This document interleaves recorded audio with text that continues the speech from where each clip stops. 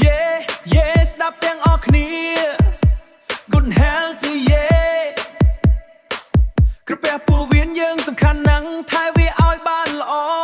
ប្រព័ន្ធរំលាយអាហារគឺជារោងចក្របំបែកអាហារស្រូបសារធាតុចិញ្ចឹមក្រពះយើងចាប់ផ្ដើមរំលាយប្រូតេអ៊ីនពោះវៀនតូចស្រូបពោះវៀនតូចស្រូបពោះវៀនធំបញ្ចេញកុំឲ្យវាខូចកុំឲ្យវាឈឺ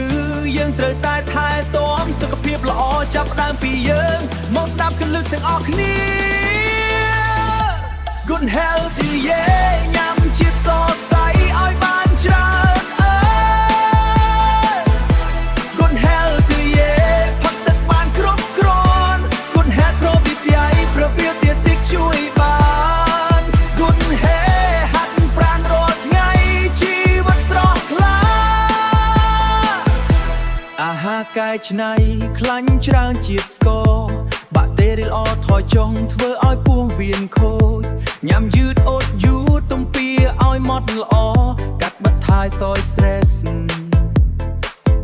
កាត់បន្ថយថយ stress គេងឲ្យបានគ្រប់គ្រាន់អូអូនកុំឲ្យវាខូចកុំឲ្យវាឈឺយើងត្រូវតែថែទាំសុខភាពល្អចាប់ផ្ដើមពីយើងមកស្ដាប់គន្លឹះទាំងអស់គ្នា Good healthy yeah ញ៉ាំជាតិសរសៃឲ្យបានច្រើន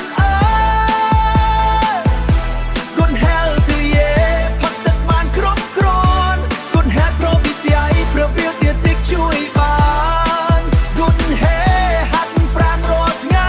ជីវិតស្រស់ថ្លាបើមានសញ្ញាហើមពោះទល់លាមករាករូក្រហាយទ្រូងកុំនៅស្ងៀមទៅជួបគ្រូពេទ្យភ្លាមកុំបងអងយូរការពារប្រសើរជាងព្យាបាលនេះជាការពិត Good hair ញ៉ាំជាតិសរសៃឲ្យបានច្រើន Good healthy yeah ផឹកទឹកបានគ្រប់គ្រាន់ Good health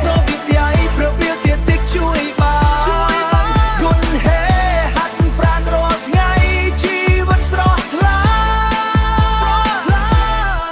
ថែរក្សាក្រពះពោះវៀនយើងថែរក្សាសុខភាពយើង